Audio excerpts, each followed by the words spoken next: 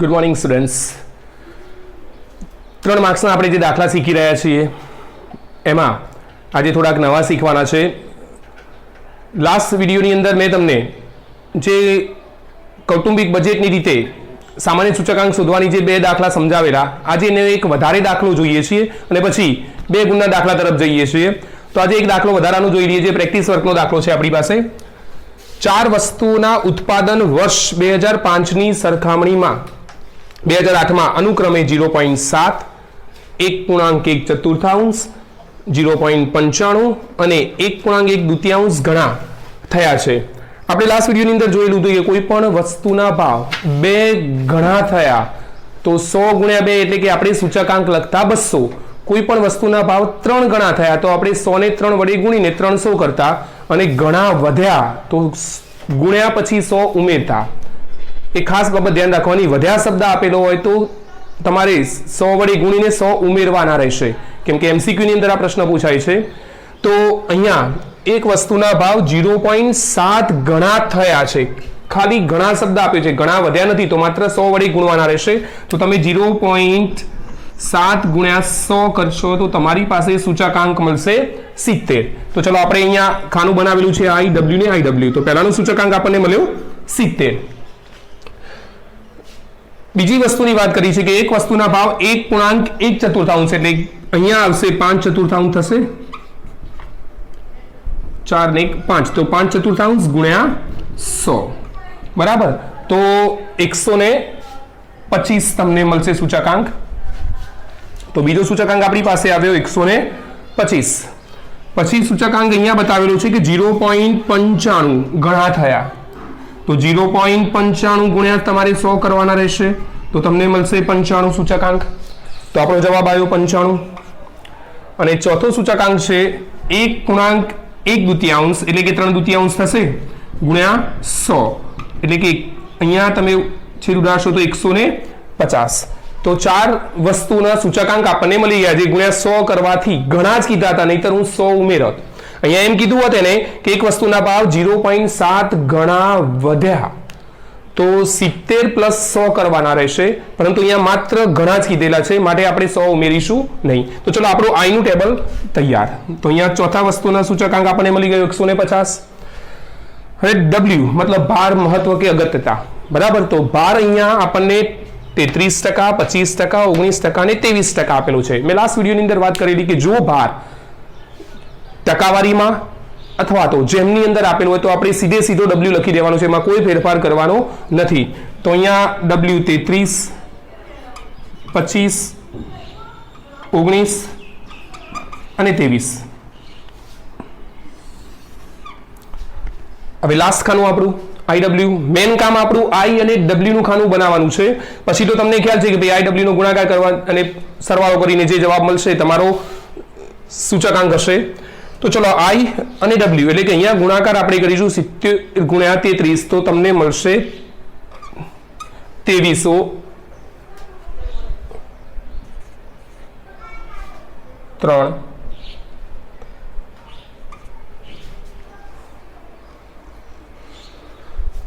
એકસો 25 ગુણ્યા તમે 25 કરશો તો તમને મળશે 3125. 19 ગુણ્યા 95 કરશો તો તમારો ગુણાકાર આવશે 1805. અને 150 ગુણ્યા 23 કરવાથી તમને મળશે 3450.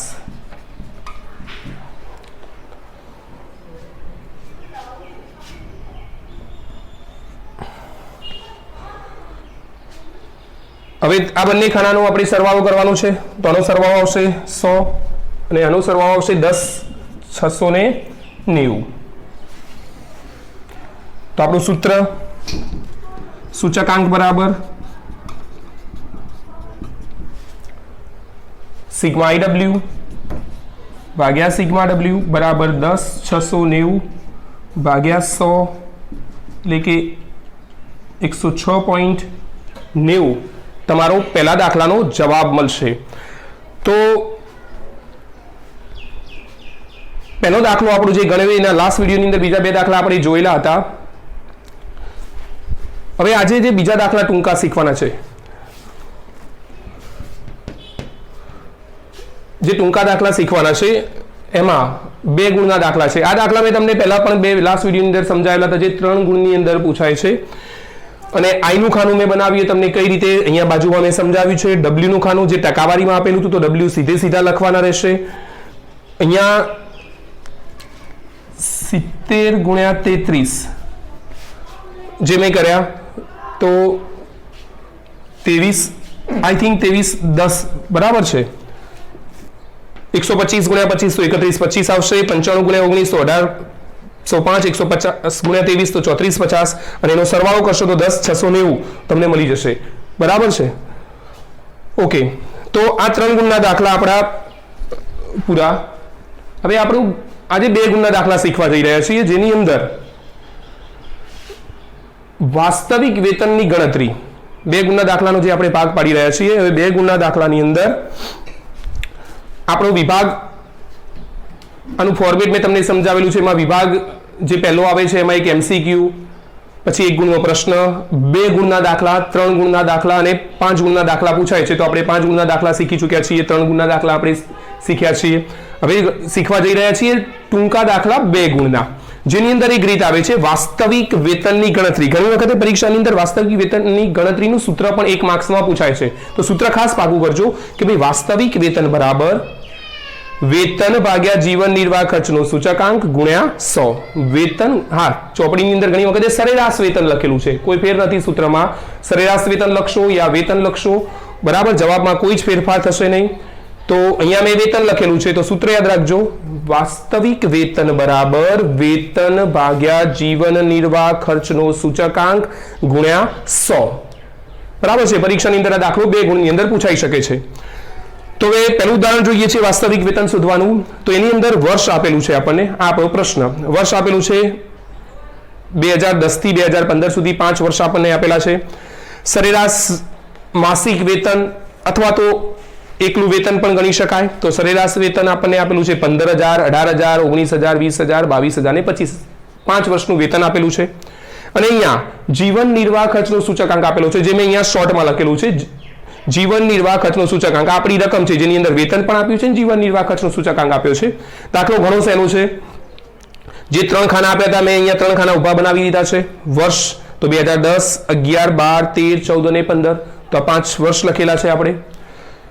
વેતન તો અહીંયા 5 વર્ષનું વેતન જે ખાનું આપેલું હતું એ એમના એમ રાખ્યું છે.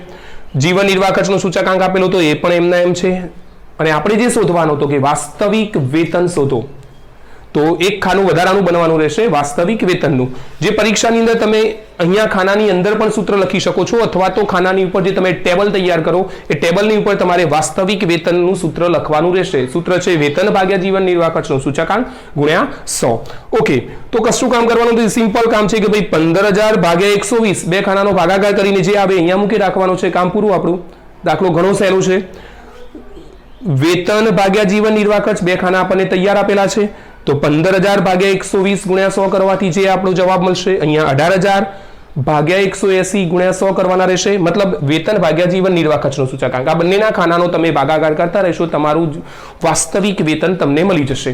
તો અહીંયા જોઈએ, ચલો, તો 15,000 ભાગ્યા તમે 120 કરશો. અહીંયા બતાવવાની જરૂર નથી 15,000 ભાગ્યા 120. જો કે તમારી પાસે પરીક્ષાની અંદર ટાઈમ કેવો છે એના પર આધાર રહેશે. તમારે અહીંયા આ રીતે તમે બતાવી પણ શકો છો કે ભાઈ 15,000 ભાગ્યા 120 ગુણ્યા 100. 15,000 ભાગ્યા 120, અથવા તો સીધું ટાઈમ ના હોય તમારી પાસે તો કેલ્ક્યુલેટરની મદદથી સીધો જવાબ પણ તમે મૂકી શકો છો. તો પહેલાનો જવાબ આવશે તમારી પાસે 12,500, જે તમારું પ્રથમ વર્ષનું વાસ્તવિક વેતન મળ્યું તમને. જે મેં 15,000 ભાગ્યા 120 એટલે 2 ખાના તૈયાર આપેલા છે, બેનો ભાગાકાર કર્યો આપણે. 18,000 ભાગ્યા 180 કરવાથી તમને જવાબ મળશે 10,000. બરાબર છે. 18,000 ભાગ્યા 180 ગુણ્યા 100. ત્રીજા વર્ષનો જવાબ તમને મળશે 9,268.29. ચોથા વર્ષનો જવાબ તમને 20,000 ભાગ્યા 220 ગુણ્યા 100 કરવાથી મળશે 9,090.91. એ જ રીતે ચોથા વર્ષનો જવાબ 22,000 ભાગ્યા 223 ગુણ્યા 100 કરવાથી 15.91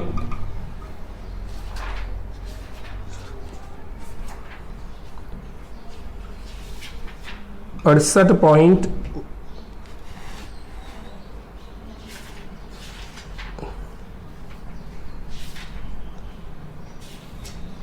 61.7 મળશે તમને જવાબ.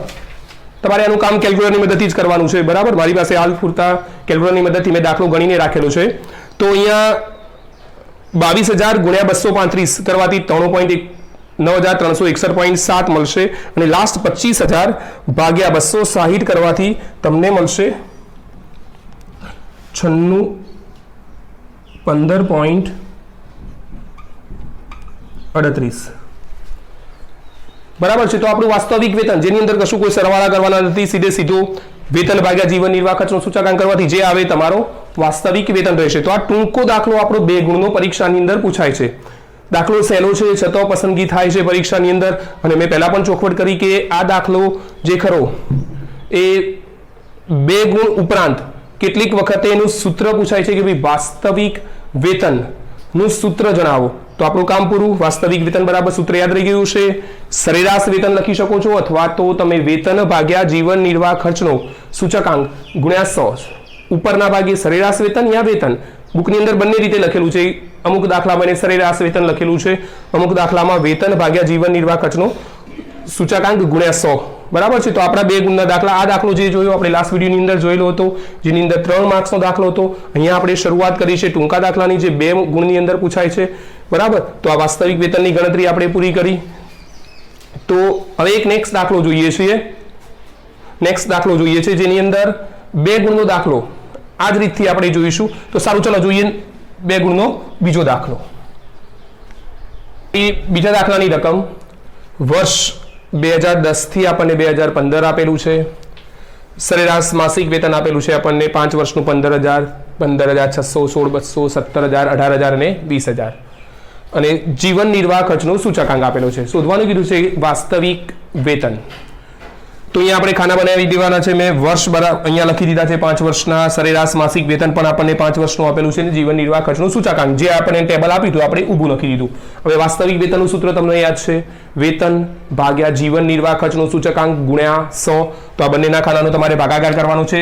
જો ટાઈમ હોય તો મેં તમને પહેલા પણ કીધું કે 15,000 ભાગ્યા તમે આ રીતે કરી શકો છો 192 ગુણ્યા 100, 15,600 ભાગ્યા 203 ગુણ્યા 100, 16,200 ભાગ્યા 228 ગુણ્યા 100, 17,000 ભાગ્યા 268 ગુણ્યા 100, 18,000 ભાગ્યા 270 ગુણ્યા 100 અને 20,000 ભાગ્યા 287 ગુણ્યા 100. બરાબર. અહીંયા તમે જે ભાગાકારની લખી દીધા. હવે સીધે સીધું કેલ્ક્યુલેટરની મદદથી તમારે ભાગાકાર કરવાનો છે. તો અહીંયા મેં લખેલું છે કે 2 ખાનાનો ભાગાકાર જ કરું છું. 15,000 ભાગ્યા 192 ગુણ્યા 100. તો ભાગાકાર કરવાથી તમારી પાસે જવાબ આવશે 7,812.5. જે પહેલા વર્ષનું વાસ્તવિક વેતન છે આપણું. બીજા વર્ષમાં આપણે લખેલું છે 15,600 ભાગ્યા 203 ગુણ્યા 100. તમારી પાસે જવાબ મળશે તમને 7684.73. એ જ રીતે ત્રીજા વર્ષમાં 16,200 ભાગ્યા 228 ગુણ્યા 100 કરવાથી તમને મળશે 7105.26. ચોથા વર્ષમાં 268 જે જીવન નિર્વાહ ખર્ચનો સૂચકાંક હતો જેને આપણે આધાર લીધો છે, એટલે કે 17,000 ભાગ્યા 268 ગુણ્યા 100 કરવાથી તમને મળશે 6343.28. એ જ રીતે 18,000 ભાગ્યા 270 ગુણ્યા 100 કરવાથી તમને 66.67 મળશે. અને લાસ્ટમાં 20,000 ભાગ્યા 287 ગુણ્યા 100 કરવાથી તમને મળશે 6968.64. તો આપણે 2 દાખલા જોયા. તમને એની અંદર ખ્યાલ આવી ગયો છે કે ભાઈ વાસ્તવિક વેતન શોધવાના દાખલા ઘણા સહેલા છે.